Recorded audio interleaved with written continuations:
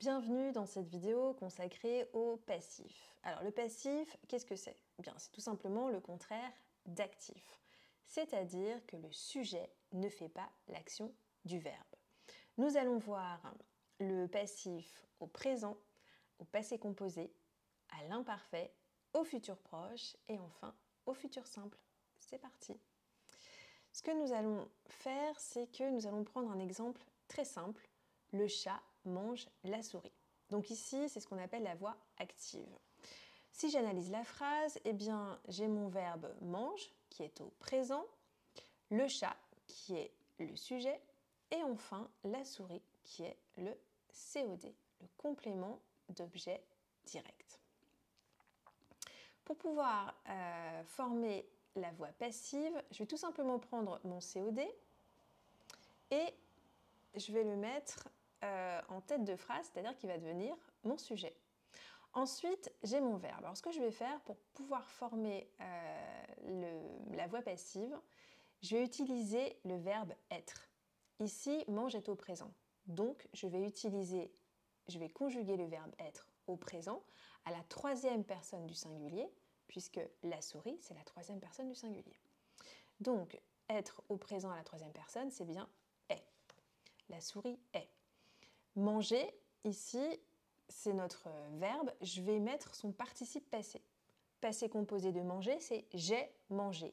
Est, c'est l'auxiliaire. Avoir et manger, c'est le participe passé. C'est ce qui m'intéresse. Donc, je vais tout simplement écrire manger. Attention, puisque maintenant j'ai un auxiliaire être, je vais devoir faire l'accord ici. La souris est féminin, donc je vais ajouter un petit e. Si nous avions eu les souris, eh bien ici j'aurais dû mettre les souris sont mangées avec un S.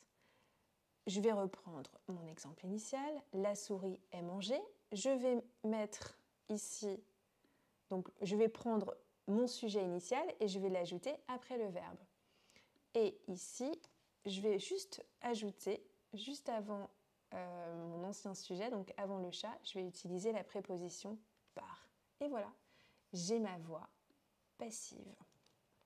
La souris est mangée par le chat. Tout simplement. Donc, ce que je dois faire, c'est tout simplement conjuguer le verbe être.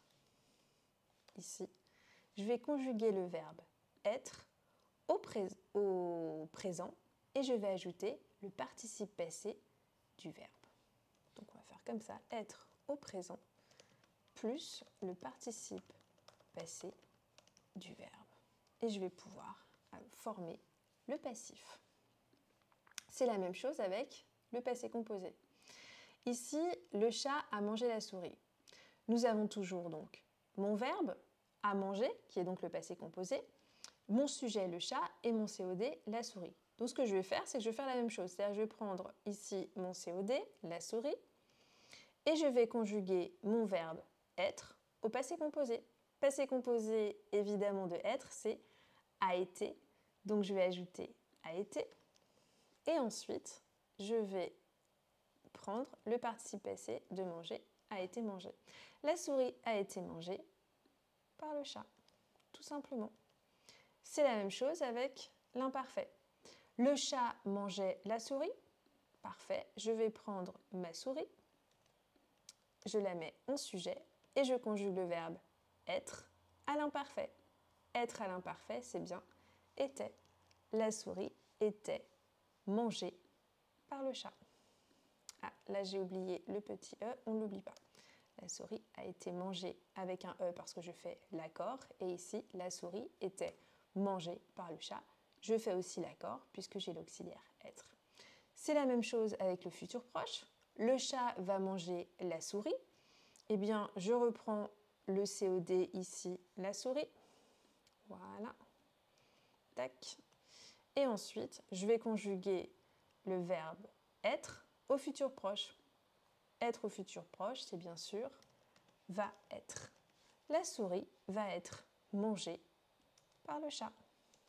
Et enfin, c'est la même chose avec le futur simple. On va mettre être au futur simple. Le chat mangera la souris. Eh bien, on va mettre la souris sera mangé par le chat. Hop, il faut juste bien connaître la conjugaison du verbe être au présent, au passé composé, à l'imparfait, au futur proche et au futur simple. La souris sera mangée par le chat.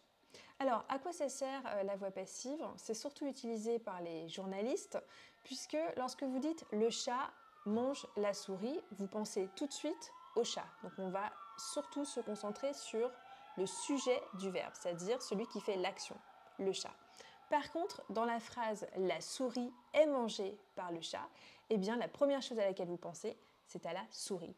Par exemple, les journalistes peuvent dire « la victime a été agressée par 2 individus ». La première chose à laquelle on pense, c'est la victime. J'espère que cette petite vidéo sur le passif vous a plu et je vous dis à bientôt. Ciao, ciao!